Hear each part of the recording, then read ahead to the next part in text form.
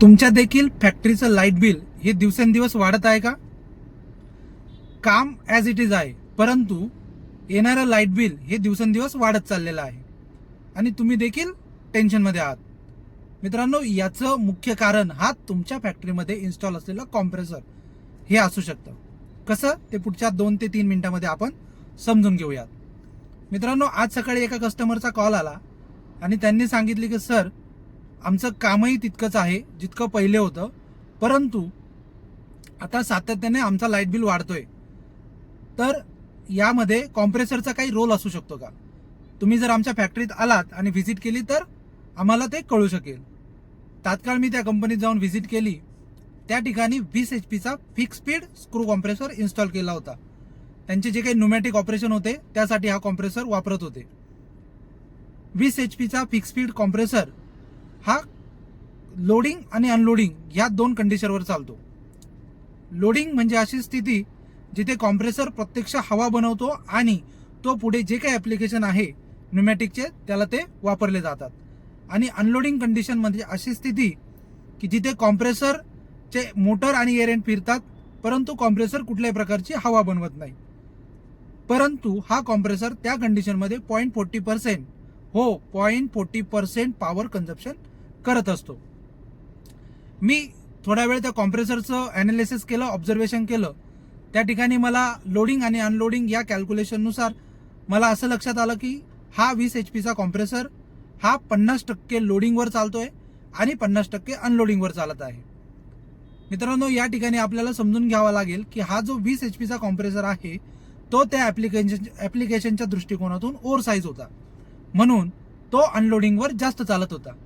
किंवा त्या फॅक्टरीमधले जे काही ॲप्लिकेशन आहेत त्या ॲप्लिकेशनला हा कॉम्प्रेसर सुटेबल नव्हता, म्हणजेच ओव्हर साईज होता. 20 HP कॉम्प्रेसर म्हणजे 15 किलोवॅट. तर आपण याचं पुढे कॅल्क्युलेशन समजून घेऊयात.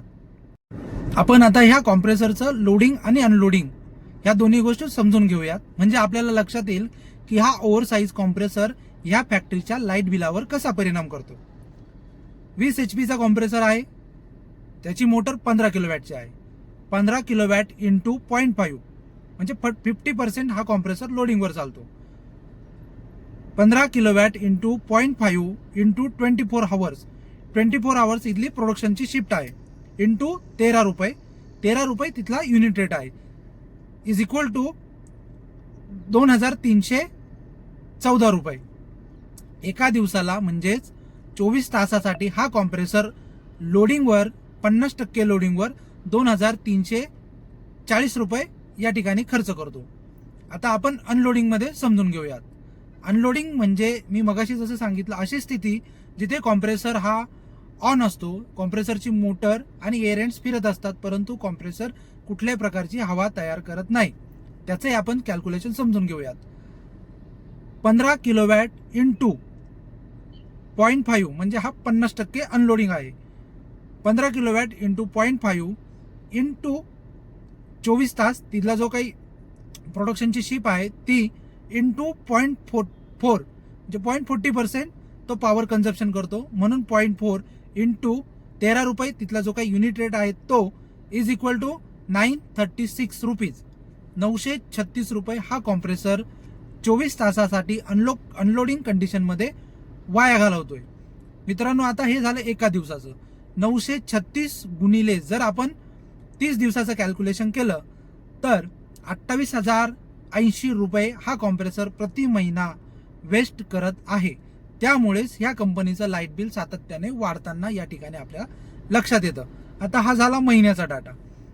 हेच कॉम्प्रेसर जर अशा स्थितीमध्ये जर वर्षभर यांनी वापरलं तर 20,080 गुणिले 12 महिने तर या ठिकाणी 3,36,960 रुपये हा कॉम्प्रेसर यांचे खाऊन जाणार आहे.